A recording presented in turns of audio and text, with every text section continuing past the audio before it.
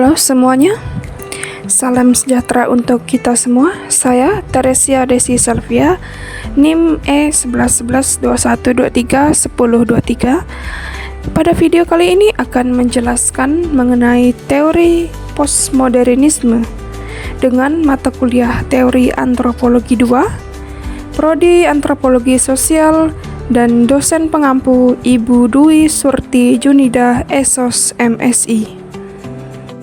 Kemunculan dan latar belakang teori postmodernisme. Postmodernisme adalah paham yang lahir dari sebuah kegagalan para filsuf modernisme untuk memajukan sosial manusia.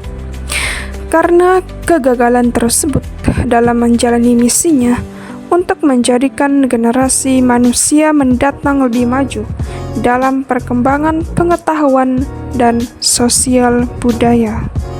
Latar belakang timbulnya aliran postmodernisme disebabkan adanya kritik atau ketidakpercayaan terhadap aliran modernisme yang dianggap telah gagal mewujudkan cita-cita, yaitu ingin mensejahterakan umat manusia, tetapi telah gagal dan merusak tatanan masyarakat.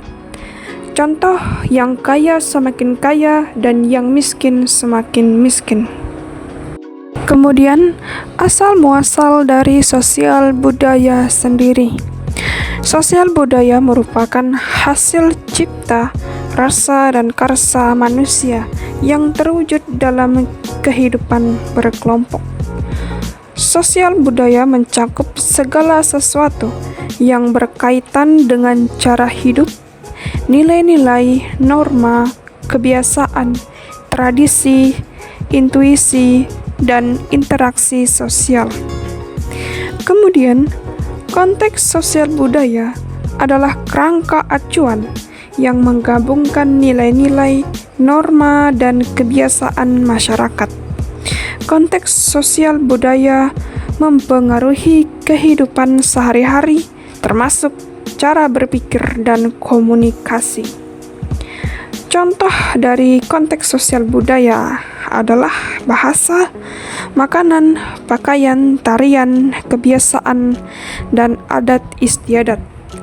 Pengaruhnya adalah membentuk pandangan dunia, membimbing perilaku, dan menciptakan pola komunikasi.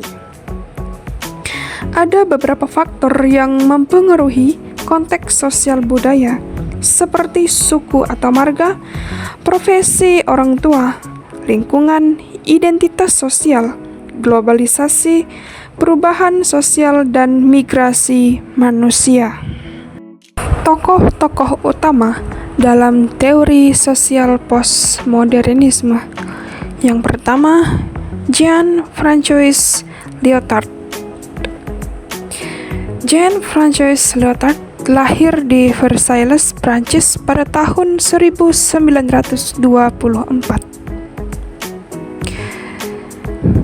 Jean-François Lyotard adalah pemikir filsafat dan sosial Prancis yang mulai meletakkan dasar argumentasi filosofis dalam diskursus postmodernisme. Dalam bukunya yang telah menjadi klasik, François mencatat beberapa ciri utama kebudayaan postmodernisme. Menurutnya, kebudayaan postmodernisme ditandai oleh beberapa prinsip, yakni lahirnya masyarakat komputerisasi, runtuhnya narasi-narasi besar modernisme, lahirnya prinsip delegitimasi, densus, serta paralogi. Yang kedua adalah Frederick Jameson. Frederick Jameson adalah pemikir sosial Marxian berkebangsaan Amerika Serikat.